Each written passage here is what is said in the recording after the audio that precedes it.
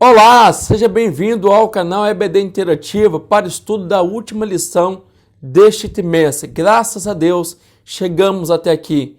Minha alegria de chegar até aqui com você, aprendendo semanalmente lições preciosas sobre Judá, sobre o Reino do Norte, sobre Israel como um todo, os profetas, os seus reis, muitas lições edificantes. Você que perdeu essas lições, pode no canal EBD Interativa, no playlist Lições Bíblicas, rever essas lições. Você, meu querido professor, que ainda não preparou a sua lição desta última semana, vá ao canal EBD, vá ao site EBD Interativa e lá tem acesso à dinâmica, subsídios, slides como esse que eu estou utilizando aqui e poderá baixar, acessar para melhor aplicar a sua aula. Você que ainda não é inscrito no canal EBD Interativa, faça sua inscrição para ser notificado dos próximos vídeos e ser impactado, pois breve estudaremos também uma lição extraordinária sobre a vida e ministério do apóstolo Paulo. Mas nesta lição ainda temos verdades profundas a serem aprendidas, que é o cativeiro de Judá. No texto áureo, que é um texto principal desta temática, temos o seguinte: eles zombaram, eles quem? O reino do sul, zombaram dos mensageiros de Deus, desprezaram suas palavras e com isso não houve remédio nenhum para a situação deles. O que aprendemos neste texto áureo de 2 Crônicas, capítulo 36, 16, que não podemos desprezar os profetas de Deus, nem muito menos as suas palavras. Quem despreza a Bíblia Sagrada está desprezando as palavras de Deus, está desprezando a voz de Deus. Quem despreza a palavra de Deus terá consequências, pois a história nos mostra que desprezar a palavra de Deus traz consequências nefastas, como foi o caso do Reino do Sul, do caso do Reino de Judá. Que possamos estar alertas, atentos e valorizar o estudo sistemático da palavra, a leitura da palavra, para que nós não sejamos também cativos, como foi o Reino do Sul, o Reino de Judá. Verdade prática: todo ser humano se torna cativo de suas escolhas e das consequências delas. Veja bem, você está em uma situação devido a uma escolha, devido a uma decisão tomada anteriormente. Quer sair dessa situação? Faça novas escolhas, faça novas decisões, porque as suas decisões te resultarão em um cativeiro. Pode ser agradável ou não, depende da forma que você queira colocar, mas faça escolhas acertadas que com certeza você estará numa melhor situação. Os objetivos gerais desta lição têm como apontar os motivos da decadência de Judá. O que levou Judá ao cativeiro? Quais foram os últimos fatos que resultou no cativeiro do Reino do Sul? Vamos ver também sobre o último rei de Judá, que foi a transição aí entre o Reino do Sul antes do cativeiro e o cativeiro em si, o rei Zedequias. Bem como vamos relatar aqui nessa lição a queda de Judá. Olha que interessante. A fase final de Judá, estamos falando aqui do Reino do Sul, Judá e Benjamim.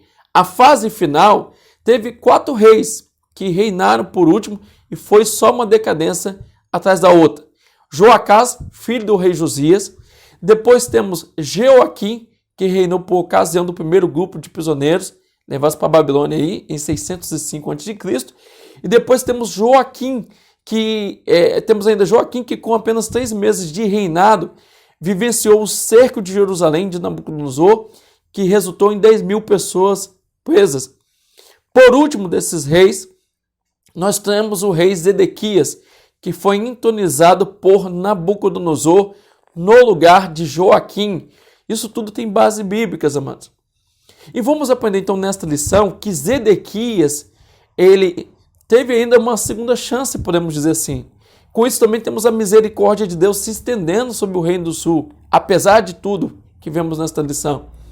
Mas Zedequias resolve se rebelar contra o rei da Babilônia, causando um novo cerco que vai durar cerca de 18 meses. E finalmente a destruição final de Jerusalém em 586 a.C.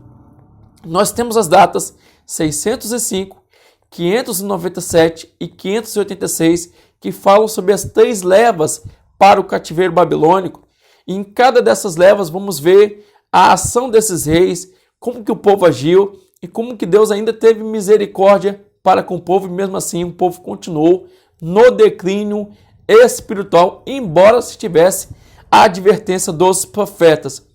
Os profetas foram levantados por Deus incansavelmente na ordem, na direção de Deus, para que o povo não chegasse a esse ponto de cativeiro. Mas o povo não quis dar ouvido, e a ordem foi: se não se arrependerem, trarei mal sobre este povo. Mal aqui no sentido de catástrofe, mal aqui no sentido de cativeiro, de destruição. E Deus, ele cumpriu com a sua palavra, porque o povo não se arrependia dos seus pecados. E daí nós temos que o povo continuava em sua idolatria, continuava, abusando, digamos assim, das misericórdias de Deus, e com isso eles foram levados para o cativeiro. Mas não foram levados de qualquer forma, não foram levados de surpresa. Deus sempre alertou, por meio dos seus profetas, por meio dos seus mensageiros, que eles seriam levados para o cativeiro se continuassem naqueles pecados. Talvez você diga: o que isso tem a ver com o tempo atual? Deus tem levantado pregadores, Deus tem levantado profetas, a sua palavra tem sido pregada e ensinada, que se o povo não se arrepender, o povo terá como consequência, por exemplo, o inferno, a morte, questões trágicas surgirão sobre o povo. E como que o povo está agindo? Será que é diferente do Reino do Sul? O Reino do Sul foi alertado e mesmo assim continuou em seus pecados. Então Deus levanta o ministério aqui, por exemplo, de Jeremias, o profeta que na sua linhagem seria sacerdote, mas Deus havia o escolhido como profeta, isto ainda no tempo do rei Josias, que você há de convir comigo, conforme aprendemos na última lição, que ele foi um dos mais piedosos do Reino do Sul e trouxe um dos maiores avivamentos dentro do Reino do Sul. E Jeremias, que seria sacerdote por linhagem, Deus escolheu ele como profeta e disse: olha, vou te levantar a uma causa rebelde. Você falará, você profetizará, mas o povo não ouvirá. Deus já estava alertando, digamos até para que ele não fosse frustrado, não é verdade? Deus já estava alertando ele sobre o que aconteceria. E no tempo do profeta havia muitas discórdias, confusão sobre o que era a verdadeira e a falsa palavra de Deus. Por quê? Jeremias dizia: saia desse pecado, saia da idolatria. E os falsos profetas diziam: não se preocupe, não saia, não haverá consequências. Nos dias atuais não é diferente.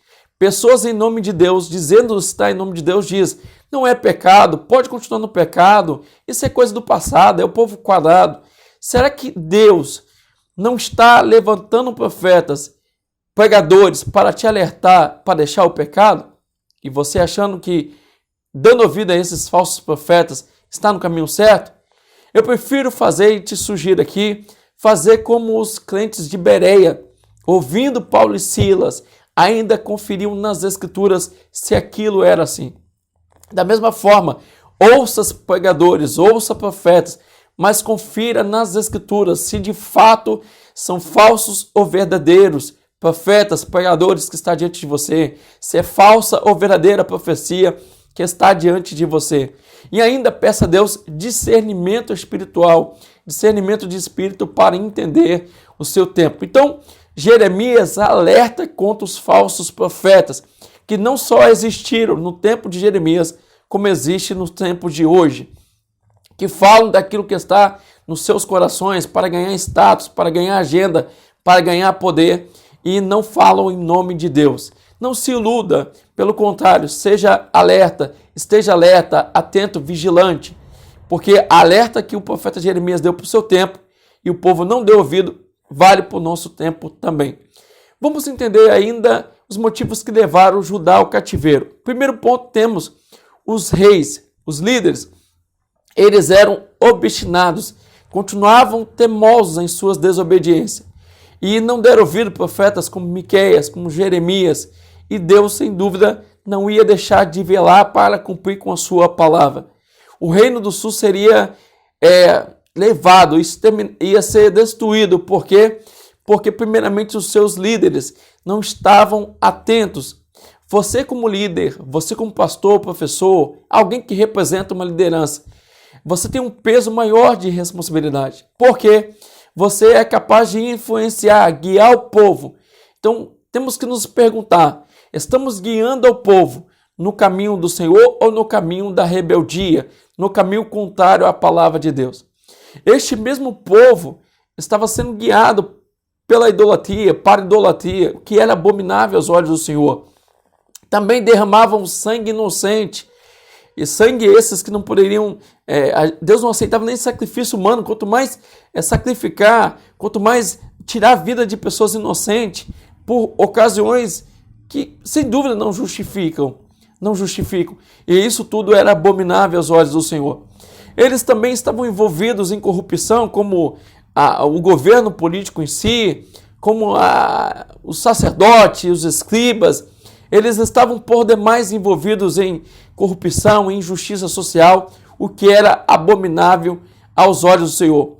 O povo, o Reino do Sul, também não estava guardando o dia sabático, que era trabalhar 6 dias e descansar no 7º, era trabalhar 6 anos e descansar no 7º ano. Ou seja, não estavam cumprindo a aliança perpétua, o concerto perpétuo entre Deus e o seu povo, que era o dia sabático, o dia do descanso.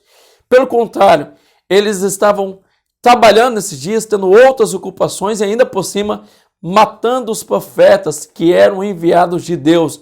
Olha que triste realidade do Reino do Sul. Matar profeta, continuavam nos seus pecados e não se arrependiam. Se sentiam confortáveis em suas situações, o orgulho tomava conta. Se descansavam naquilo que os falsos profetas diziam e afirmavam. Meu querido professor, meu querido aluno, que estejamos alertas, que tenhamos humildade suficiente para ouvir algo contrário, para ouvir uma repreensão, para ouvir uma crítica. Pode ser que Deus está nos alertando para deixar o pecado, para deixar esta posição e assim agradar ao Senhor. Então que o temor do Senhor nos previna de toda a apostasia. De nada adianta estar ainda dentro de Jerusalém, mas estar apostatado do Senhor. De nada adianta estar dentro da igreja, mas já ter perdido a comunhão com Deus. Então a melhor coisa é remover os obstáculos que nos atrapalham na caminhada cristã. Assim como no livro do Max Lucado, que diz aliviando bagagens, que possamos tirar do nosso caminho, tirar da nossa bagagem aquilo que desagrada a Deus, para que tenhamos uma vida de fato de comunhão com Deus e com isso tenhamos uma caminhada leve, um fardo leve, tenhamos uma qualidade de vida cristã, porque aprendemos a deixar para trás aquilo que não agrada ao Senhor. Mas o Reino do Sul, bem como na sua pessoa do rei Zedequias, eles não fizeram isso, continuaram nos seus pecados. Olha o que vai acontecer aí, pela teimosia de Zedequias. Zedequias, que foi o último rei de Judá, não entendeu, não enxergou bem a sua situação. Com isso, ele foi o último rei em 597 a.C. e logo em seguida foi levado para o cativeiro babilônico. Jerusalém é destruída. Por quê? Porque resolveu não dar ouvido à voz do profeta que falava em nome de Deus. Vale lembrar que o sacerdote representava o povo para com Deus e o profeta representava Deus para com o povo. Ou seja, não dar ouvido aos profetas era não dar ouvido ao próprio Deus. E o rei Zedequias não deu ouvido ao profeta, não deu ouvido à voz de Deus alertando. E Jeremias parecia ser até do contra, né? Dizia, olha, não resista, pelo contrário, né? Obedeça, pelo contrário, se volte ao caminho. Mas eles não deram ouvido, achando que Jeremias não era amigo, pelo contrário, era até inimigo. Mas pelo contrário, Jeremias estava alertando o povo para evitar essa situação. Então o que aconteceu? Zedequias, que não aguentava as ameaças e não dava ouvido ao profeta Jeremias, ameaçou, mandou até prender. Para quê? Para que Jeremias pudesse se corromper.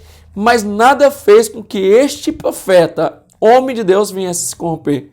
Ou seja, não foi a ameaça dos homens, não foi o suborno, não foi a propina, nada fez com que o profeta Jeremias deixasse de falar a verdade. Que possamos ser como o profeta Jeremias, embora os homens nos acham chato, insuportáveis, que venhamos pregar a verdade, que venhamos ensinar a verdade, segundo a palavra de Deus, para que então possamos cumprir o ID, a vontade de Deus. Olha que interessante ainda, eles foram surdos aos ouvidos dos profetas. Olha o que o profeta Jeremias disse, conforme eu já falei aqui. Advertia ao rei Zedequias, olha, se renda a Babilônia, né, que a sua integridade será preservada. Não, o rei jamais. Eu sou rei. O Nabucodonosor me colocou aqui, mas quem manda sou eu. Eu que sou o chefe aqui. E mesmo assim, ele vai resistir, né, ao rei da Babilônia. E com isso, o rei da Babilônia, Nabucodonosor, vai fazer o quê? Vai enviar um cerco e vai destruir Jerusalém após 18 meses. O exército babilônico vai cercar. Ou seja, Zedequias, bem como os falsos profetas, bem como o povo ali, estavam confiantes, né, que eles poderiam resistir, não seriam aniquilados. Mas a sua religiosidade, a sua forma de viver a vida, digamos ali, religiosa, estava longe dos caminhos do Senhor. Então eles estavam enganados e sendo enganados o tempo todo. Cuidado com o viver religioso apenas. Cuidado em cumprir apenas os protocolos. Se pergunte, é aquilo que o apóstolo Paulo fala em sua carta.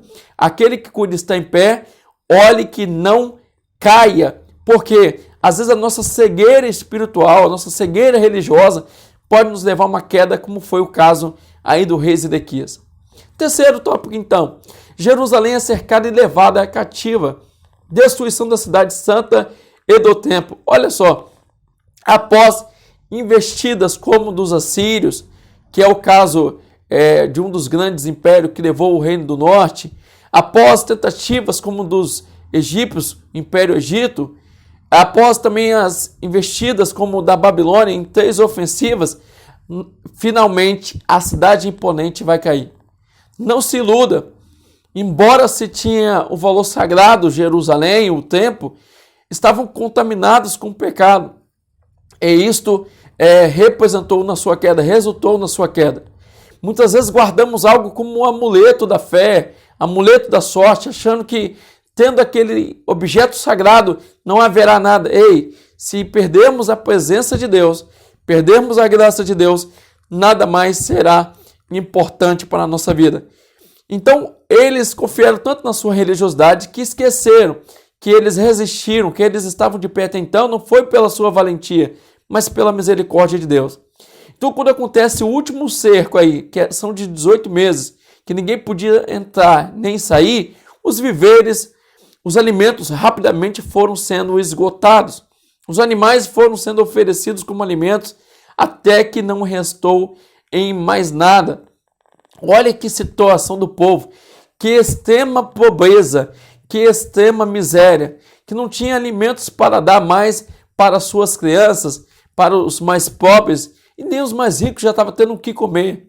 Mas Babilônia também, insistindo ali no cerco, que era até permissão de Deus, vai conseguir uma brecha no muro e vai invadir a cidade. Então vai saquear finalmente a cidade de Jerusalém, bem como o templo, que havia sido construído há 380 anos antes. Foi saqueado, destruído e queimado. Então a glória de Israel se foi. Que a glória de Israel era aí representada por Jerusalém. Com isso temos a matança, o cativeiro, a peste e a pobreza. Olha que situação miserável de Israel, do Reino do Sul aí, em Jerusalém. Olha que situação. Jeremias, que foi profeta antes do cativeiro, e por que não dizer pós-cativeiro também, ele vai relatar no livro de Lamentações, de 5 capítulos apenas, olha que interessante, a situação miserável de Israel, a situação miserável de Jerusalém. Olha que situação que o povo chegou, a ponto de cozinhar os seus filhos para se alimentar, conforme temos aí. Os sacerdotes perderam então as esperanças. O que fazer agora? As virgens estavam assentadas sem forças à beira do caminho. As crianças morriam de sede e fome, ninguém podia saciá-las. O que fazer? Não tinha o que fazer teoricamente. Parece que o livro de Lamentações, que é um dos considerados profetas maiores também, era só para lamentar, era só para reclamar da situação, mas pelo contrário. O livro de Lamentações é para profetizar esperança. Era para dar esperança aos desolados. Então o livro de Lamentações não é só um livro de lamúrias. Não, pelo contrário. É um livro para mostrar ao povo que eles poderiam crer em um Deus de misericórdia, um Deus que vela pela sua fidelidade. Coisas Deus faz a cada manhã, as suas misericórdias, conforme está aí, se revelam diariamente. Mas para isso tem que haver arrependimento de pecados, para que Deus assim venha perdoar. Então, em meio ao caos, em meio à prova, em meio à situação, em meio a qualquer dificuldade que você esteja enfrentando, que a nação esteja enfrentando, se nós tivermos humildade, arrependimento de pecados, nós podemos alcançar a graça e a misericórdia de Deus. Mas temos que ter fé. É atitude de fé no Senhor. Deus ele pode mudar o cativeiro, Deus ele pode mudar a história da nação, da sua família, conforme temos aí nesta lição, a partir do momento que há arrependimento de pecados, arrependimento das nossas iniquidades. Porque o maior motivo da nossa esperança para Israel naquele momento, para o Reino do Sul naquele momento, eram as profecias que Deus havia feito por meio dos seus profetas. Hoje nós temos a Bíblia Sagrada e aprendemos que a nossa maior esperança é Jesus. Cristo é a nossa esperança, a esperança de glória. Então, assim como para o Reino do Sul havia esperança, para a nossa nação, para o nosso mundo, também há esperança, que é Cristo. Cristo ele pode se revelar misericordioso, como ele se revela misericordioso para com o povo que se arrepende. Não se iluda, não se engane, que se o povo continuar nos seus pecados, a situação é semelhante do Reino do Sul, é semelhante de Judá. Mas havendo arrependimento, conforme vamos entender, conforme vamos aprender no livro de Daniel, por exemplo, que após 70 anos Deus vai restaurar o Reino do Sul, Deus vai restaurar Jerusalém, Deus pode restaurar e quer restaurar o nosso tempo. Que possamos aprender, inculcar, internalizar esta verdade. Deus ele se agrada daqueles que se arrependem, daqueles que se voltam para o caminho. Agora, a obstinação, o pecado, a idolatria, a corrupção, a injustiça social, matar inocentes, o sacrificar pessoas indevidas e assim por diante, essas coisas que temos por aí que desagradam a Deus, nos leva ao caminho da decadência e à distância de Deus. Mas o arrependimento, a misericórdia de Deus nos atrai, nos traz para a sua presença. Que possamos ver nesta lição verdades profundas e colocar elas em prática. Que possamos pegar as lições que aí temos e estar atentos para que possamos ter um final diferente do Reino do Sul. Que possamos se ocupar o nosso coração com aquilo que se agrada aos olhos do Senhor. Que possamos estar atentos aos falsos profetas, às falsas profecias. Que possamos ter discernimento bíblico e que possamos ser alcançados pelas misericórdias de Deus. Que maravilha, que lição preciosa. Eu agradeço a você que acompanhou até este final e convido a você a estar comigo no próximo trimestre, aprendendo, estudando a palavra de Deus. Então, se inscreva no canal, ainda dá tempo. Ative o sino para ser notificado. Deixe um like, deixe o seu comentário, é muito importante. Que Deus te abençoe. A você, meu querido professor, meu querido aluno, meu querido pastor, muito obrigado pela sua forma de acompanhar, pelas suas orações pela minha vida, pelo ministério. Que Deus te abençoe. Muito obrigado no nome de Jesus.